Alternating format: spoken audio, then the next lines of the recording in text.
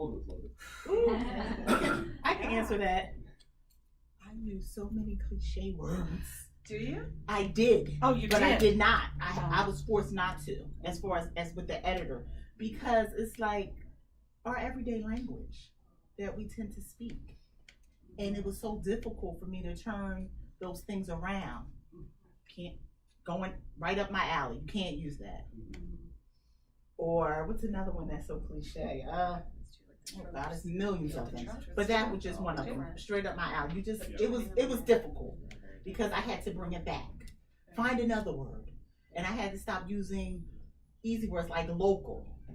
I found myself using that a lot in the rough draft. Right. Take that out. Can't use that. So that was tough. We were just talking between ourselves here. Romance is known for its tropes.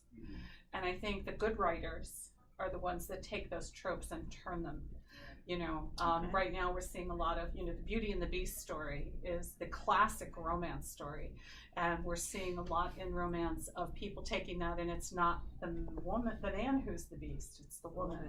It's not a physical thing. It's a way of, I think, good writers look at those tropes that work and twist them a little and find a new way to tell that same old story. Because I've written the historicals for Harlequin, and they require, they have certain, as you said, beats, they have certain requirements. So I guess as an author, I'm always looking, okay, I'm a bit, what is that term called? Are there teachers here? Oppositional defiant? Is that the term? Okay, so when my editor said to me in the first book for Harlequin, your hero cannot cheat on, he's a medieval, he owns the castle, he's going to sleep with the servant. She said, he can't. So I had to find a way to work around that.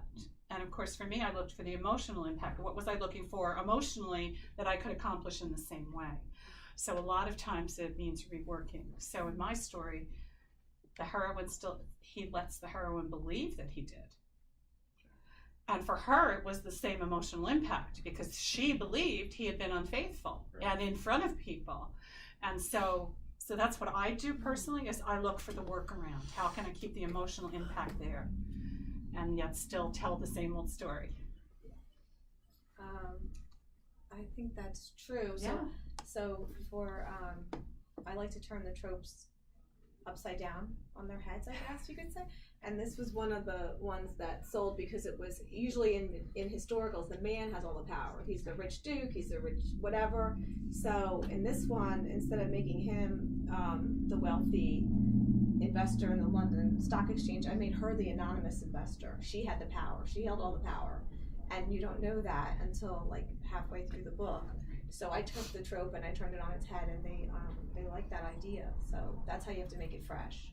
You take a trope and you just completely throw the reader in an unexpected way.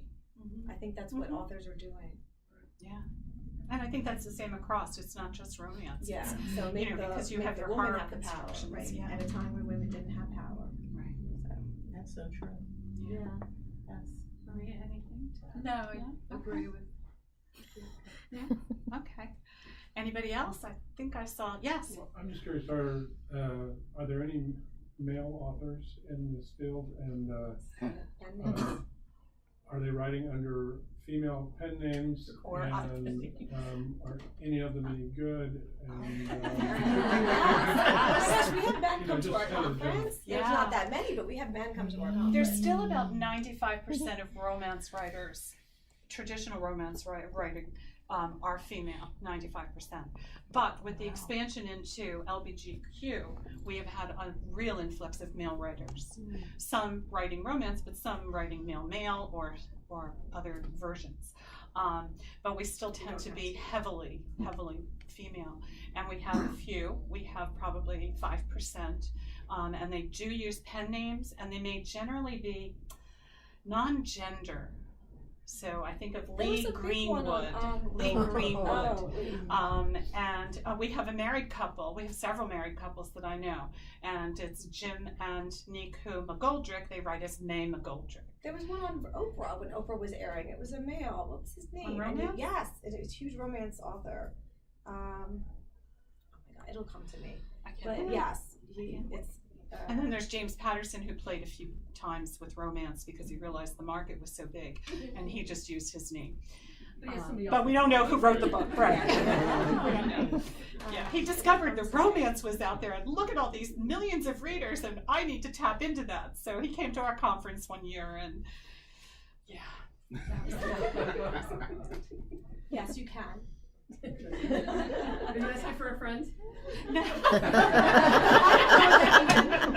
A romance under their own name, other than Patterson, who I don't know. write They write romance. under pen names. Yeah, generally they write under pen. Yeah. Because there's money to be made, and they want to Make break into money. fiction. So. Yeah, definitely. Anyone else? Yes. Why are you getting letters from prison? Inmate mail. You know you are a real author in romance when you get your first prison letter, because our books are stocked in prison libraries. And I had my first prison letter. My boys, I have 3 boys. They were quite impressed. It was, and of course we talk in our groups and things. There are protocols to follow. I mean, you have to be, if the letter feels threatening, there are people you have to report it to. You have to be very careful. A lot of times now, with your address being not a secret at all, even a post office box doesn't protect you.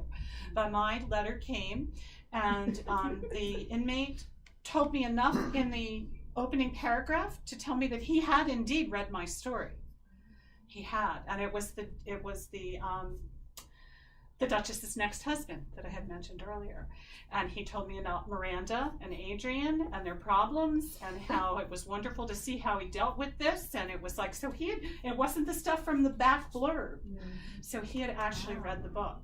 And then he went off on tangents. And there were diagrams and pictures at 7 pages done in pencil. He believed he was the descendant of the Knights Templar, and on and on and on. Yeah. So I photocopied it, and I have it in a plastic bag. And yeah. But I've gotten a couple of other shorter ones, but this was the most impressive.